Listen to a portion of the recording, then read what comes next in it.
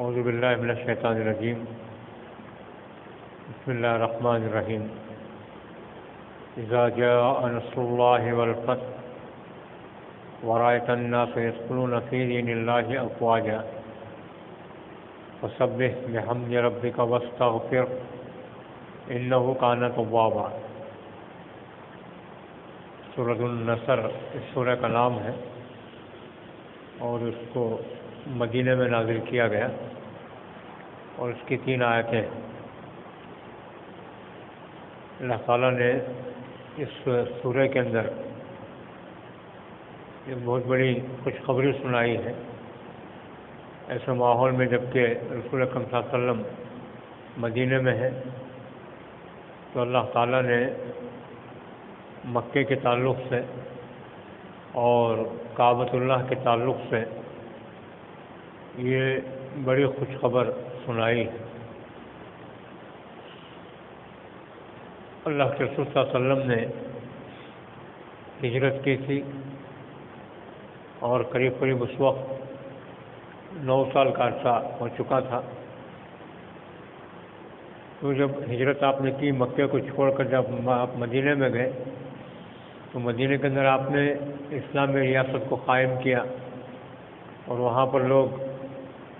قبیلے اور بہت سے لوگ جو ہے اسلام قبول کرتے ہیں، لیکن جب آپ مکہ چھوڑ کر گئے تھے، ہجرت کر کے گئے تھے، تو اسی طرح سے کعبۃ اللہ کے اندر جو بت پرستی اور جو شرک ہو رہا تھا تو اس کو ختم کرنا آپ کا منصب تھا، آپ کی ذمہ داری اور آپ کا انبیاء مشن یہی تھا کہ کعبۃ اللہ سے بتوں کو صاف کیا جائے اور کعبۃ اللہ کے اطراف و اکناف میں دین کو قائم کیا جائے،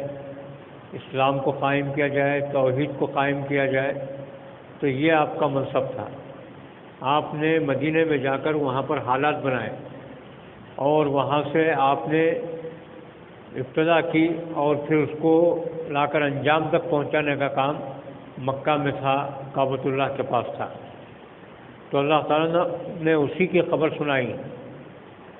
جب سے مسلمان کعبہ چھوڑ کر مکہ چھوڑ کر مدینہ گئے تھے،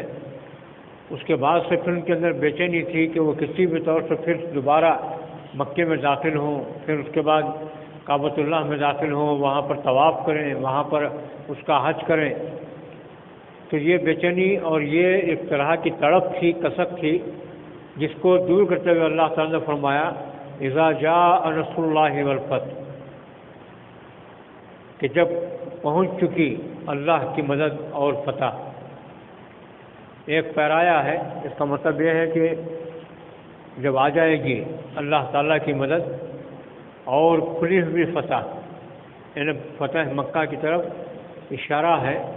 کہ رسول اللہ صلی اللہ علیہ وسلم جب آتے ہیں تو بغیر کوئی تلوار چلائے کے، بغیر جنگ کیے کے، بغیر کسی کا خون بہائے کے آپ نے مکے کو فتح کیا۔ دنیا کے اندر بادشاہوں نے بڑی بڑی فتح حاصل کی ہوں گی، بڑے بڑے ملکوں کو فتح کیا ہوگا، لیکن اس کے لیے ہزاروں جانوں کو قربان کرنے کے بعد،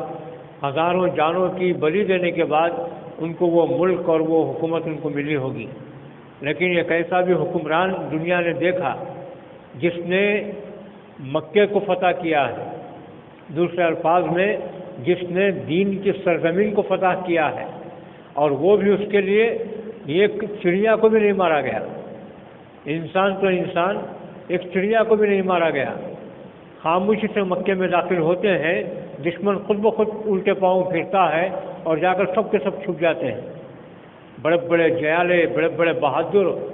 بڑا بڑا دعویٰ کرنے والے، اسلام کو ختم کرنے کی بات کرنے والے، توحید کو ختم کرنے کی بات کرنے والے، اپنے 25-30 بتوں کو، 360 بتوں کو رکھ کر عبادت کرنے والے، یہ الٹے پاؤں چلے جاتے ہیں، اپنے اپنے گھروں کے اندر گھس جاتے ہیں۔ حتیٰ کہ کچھ ایسا بھی ہوتا ہے کہ مکہ چھوڑ کر بھاگ نکلتے ہیں، ان کو جب پتہ چلتا ہے کہ محمد آ رہے ہیں تو مکہ چھوڑ کر بھاگ جاتے ہیں۔ تو یہ کھلی ہوئی فتح کی خبر اللہ تعالیٰ نے چند مہینوں پہلے عطا کی ہے رسول اکرم صلی اللہ علیہ وسلم کو۔ ابھی یہ فتح نہیں ہوئی تھی، یہ سورہ نازل کیا گیا اذا جاء نصر اللہ والفتح ورائت الناس یدخلون فی دین اللہ افواجا، اور اے محمد تم دیکھو گے کہ لوگ فوج در فوج اسلام میں داخل ہوں گے، ایک دو تین نہیں، اکا دکا نہیں، بلکہ لشکر کے لشکر اسلام میں داخل ہوں گے، تم اس بات کو دیکھو گے۔ تو اللہ تعالیٰ نے اس فتح کی خوشخبری سنائی۔ رسول اکرم صلی اللہ علیہ وسلم پر جب یہ سورہ نازل ہوا تو آپ نے مسجد نبوی تشریف لا کر لوگوں کو بتایا کہ ایک خوشخبری ہے بہت کھلی ہوئی۔ صلح حدیبیہ کا واقعہ پیش آ چکا تھا اور اس میں مسلمان دل برداشتہ تھے کہ عمرہ کرنے نہیں دیا گیا، وہیں سے واپس لوٹنا پڑا۔ تو ایسے موقع پر اللہ کے رسول صلی اللہ علیہ وسلم نے آ کر فوراً مسلمانوں سے کہا کہ ایک بہت بڑی خوشخبری آئی ہے۔ اذا جاء نصر اللہ والفتح، آپ نے اس کی تلاوت کی، پورا سورہ آپ نے تلاوت کیا، فسبح بحمد ربک واستغفر انہ کان توابا۔ تمام صحابہ آپس میں گلے ملنے لگے، تمام کے تمام ایک دوسرے کو مبارکبادی دینے لگے کہ اللہ تعالیٰ نے ہمیں اتنی بڑی خوشخبری سنائی ہے، اللہ کی مدد آئے گی اور فتح حاصل ہوگی، اور لوگ جوق در جوق، فوج در فوج، لشکر در لشکر داخل ہوں گے دین کے اندر۔ تو ایسے میں ایک مرد مومن بیٹھا ہوا ہے اور وہ کونے پر رونے کی آواز آتی ہے، سستیوں کی آواز آتی ہے۔ تو تمام کے تمام حیرت سے مڑ کر دیکھتے ہیں تو کیا دیکھتے ہیں کہ حضرت ابوبکر صدیق رو رہے ہیں۔ تو صحابہ آگے بڑھ کر پوچھتے ہیں کہ اے ابوبکر، یہ کون سا رونے کا مقام ہے؟ یہ تو خوشخبری دی گئی ہے، یہ تو فتح کی بات کی گئی ہے، یہ تو اللہ کی مدد کی بات کی گئی ہے، لوگوں کے لشکر در لشکر دین میں داخل ہونے کی بات کی گئی ہے، آپ رو کیوں رہے ہیں؟ تو ابوبکر نے کہا کہ ایک تو یہ ایک پہلو ہوا، اب آخری کی آیت تو پڑھو، فسبح بحمد ربک واستغفر انہ کان توابا۔ اس آیت کے اندر رسول اکرم صلی اللہ علیہ وسلم کی وفات کی خبر دی گئی۔ تمام صحابہ حیرت زدہ ہو جاتے ہیں، فوراً رسول اللہ صلی اللہ علیہ وسلم کے پاس مڑتے ہیں اور مڑ کر دیکھتے ہیں کہ پوچھنے کا انداز ہوتا ہے کہ کیا یہ سچ کہہ رہے؟ تو اللہ کے رسول صلی اللہ علیہ وسلم مسکرا کر کہتے ہیں کہ ابوبکر نے سچ کہا ہے۔ اللہ تعالیٰ نے یہ جو آخری کی آیت کی اتاری ہے، اس آیت کے اندر میری وفات کی خبر دی گئی۔ دنیا کا دستور ہے، اللہ کا دستور ہے، اور اللہ کی یہ سنت ہے کہ جب کسی شخصیت کو دنیا کے اندر بھیجتا ہے، کوئی بھی آدمی ہو، جب کسی شخصیت کو دنیا میں بھیجتا ہے تو اس کو ایک منصب دے کر بھیجتا ہے، اس کو ایک ذمہ داری دے کر بھیجتا ہے، اس کو ایک کام دے کر بھیجتا ہے کہ تیرا اتنا کام ہے، یہ کام جب تک تو کرے گا تو دنیا میں رہے گا۔ اور جب وہ کام ہو جاتا ہے، وہ منصب پورا ہو جاتا ہے، وہ ذمہ داری ختم ہو جاتی ہے، تو پھر اللہ تعالیٰ اس کو اپنے پاس بلا لیتا ہے۔ اور نیک بندوں کی اور مقدس ہستیوں کی بات اور الگ ہوتی ہے کہ وہ اللہ تعالیٰ یہ نہیں چاہتے کہ دنیا کے بکھیڑوں میں پڑے رہے۔ جیسے ہی ان کی ذمہ داری ختم ہوئی، ان کا منصب پورا ہوا، وہ ان کو اپنے پاس بلا لیتے ہیں۔ تو رسول اکرم صلی اللہ علیہ وسلم کا منصب یہ تھا کہ آپ دین کو نافذ کریں، آپ کعبۃ اللہ کو بتوں سے پاک کریں، آپ توحید کو قائم کریں، توحید کے علم کو آپ بلند کریں،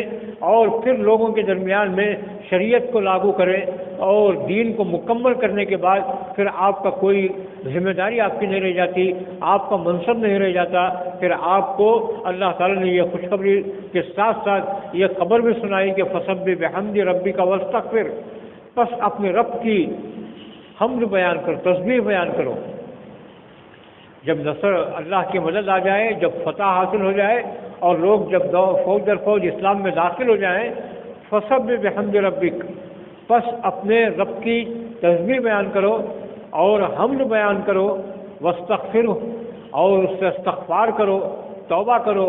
اور بخشش مانگو، انہ کان توابا، کہ وہ توباؤں کو قبول کرنے والا ہے۔ تو اللہ تعالیٰ نے رسول اکرم صلی اللہ علیہ وسلم کو یہ کہا کہ رجوع اللہ کرو۔ ایسا مطلب، اس کا مطلب یہ نہیں کہ آپ کو رجوع اللہ نہیں تھا، ساری زندگی آپ نے